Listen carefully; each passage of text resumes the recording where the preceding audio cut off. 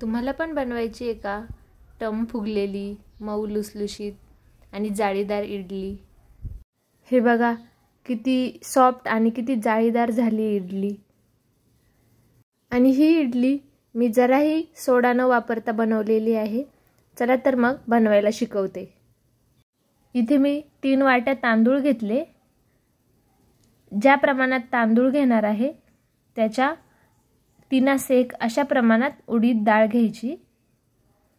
तांदूळ स्वच्छ पाण्याने धुवून घेतले. तांदूळ 2 ते 3 वेळा स्वच्छ पाण्याने धुवून घ्यायचे.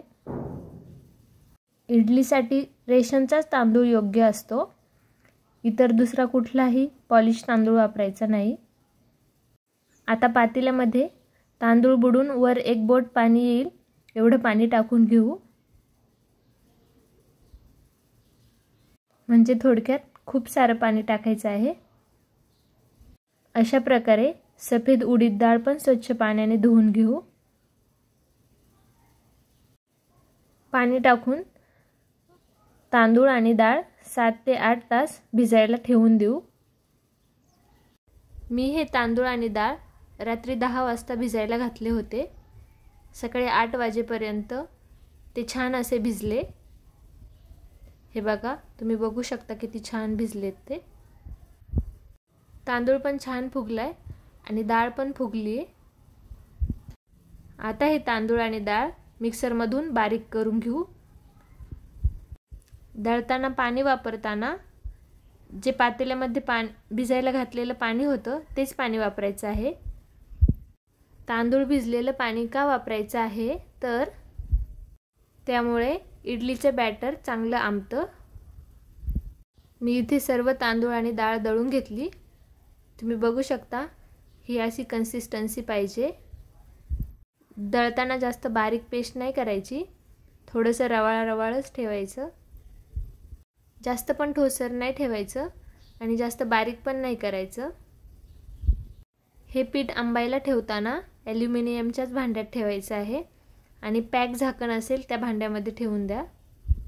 आता हे पीठ 7 ते 8 तास आंबायला ठेवून देऊ. 7 ते 8 तास झालेले आहे. बघा किती छान फुललेलं आहे इडलीचं बॅटर. बघा किती छान जाळी आलेली आहे. पिठाला पण किती छान जाळी आलेली आहे. आता यामध्ये चवीप्रमाणे मीठ टाकून घेऊ. इडली बनवताना मी इथे चिमूटभर पण सोडा वापरलेला नाहीये. तरी तुम्ही पुढे बघालच की इडली किती जाळीदार बनणार आहे ते.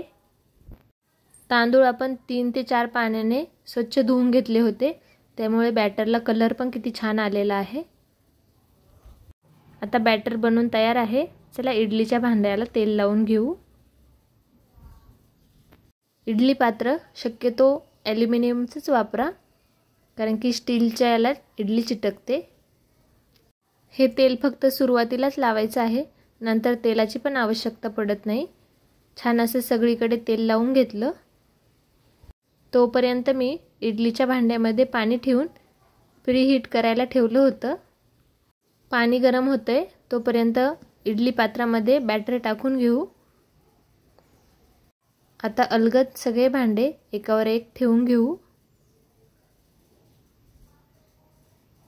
अशी कन्सिस्टन्सी ठेवायची आहे की इडली पात्राच्या त्या छोट्या छोट्या होलमधून बॅटर खाली नाही पडलं पाहिजे. सांबरची पण रेसिपी मी आपल्या चॅनलवर अपलोड केलेली आहे.